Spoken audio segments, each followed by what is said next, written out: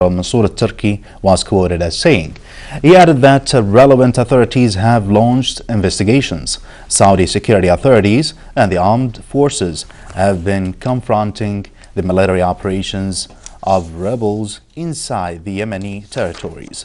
Saudi Arabia intercepted ballistic missiles and determined their locations and targeted them. Before we start our discussion with our distinguished guests here in the studio, we are going to have this report and we'll be right back.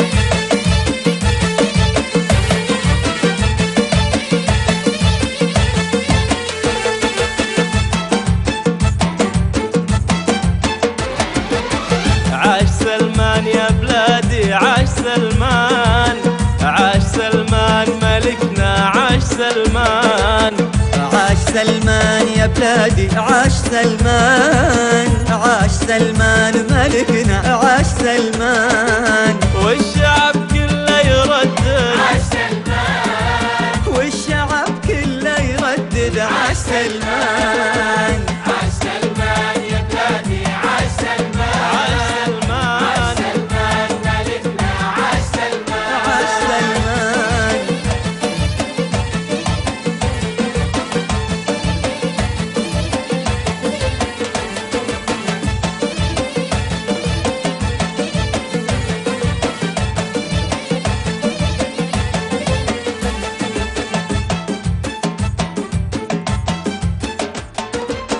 غنت الدنيا وغنت البلد غنت الأمجاد لك يا أبو فهد غنت الدنيا وغنت البلد غنت الأمجاد لك يا أبو فهد تكتب الفرحة لك أحلى قصيد افتخرنا فيك يا وجه السعد تكتب الفرحة لك أحلى قصيد افتخرنا فيك يا وجه السعد أنت سلمان ما مثلك مثيل وإن وجد مثلك صدقني قليل أنت سلمان ما مثلك مثيل وين وجد مثلك صدقني قليل والشعب كله يردد عاش سلمان والشعب كله يردد.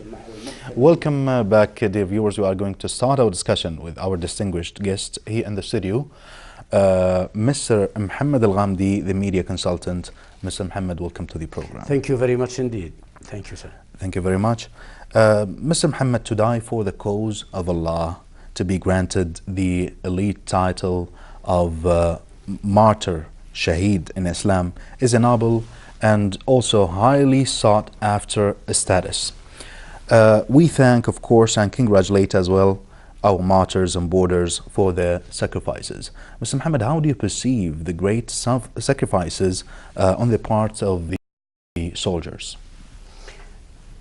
Well, thank you for this question. It's what our soldiers are doing at the borders is basically a patriotic act, a patriotic duty, and a test of loyalty and a test of unity, a test of resolve, and a test of their love for the country and their determination to defend the borders of their country, our country, the Kingdom of Saudi Arabia, against any infiltrators or against anybody who wants to do us harm. And you know that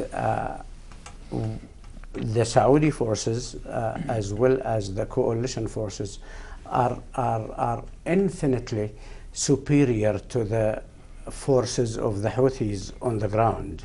The Houthis have no air power and they have basically nothing that will match the security of the coalition led by the Kingdom of Saudi Arabia. But the borders are very nasty between Saudi Arabia and Yemen. In war times, the borders are terrible because they are rugged mountains, high mountains, very terrible terrain to operate heavy machinery or to cross with heavy machineries. So you do expect casualties, and you also have to remember that the Houthis, as well as the forces of Ali Abdullah Saleh, have said from the very beginning that their reciprocal responses to the coalition air power and sea power and all over power is to cause harm to the soldiers who are protecting the borders. They cannot do anything about the air attacks of the coalition forces. They cannot do anything about the total supremacy of the coalition forces in the sea, and they also cannot battle successfully the forces of the legitimate government and the backing by the coalition forces of the forces of the legitimate government. They cannot actually defeat them. Therefore, they have taken the attack of the borders as a strategy. They have said that in extremely clear terms, compensation, that our war with the coalition, compensation for their weakness.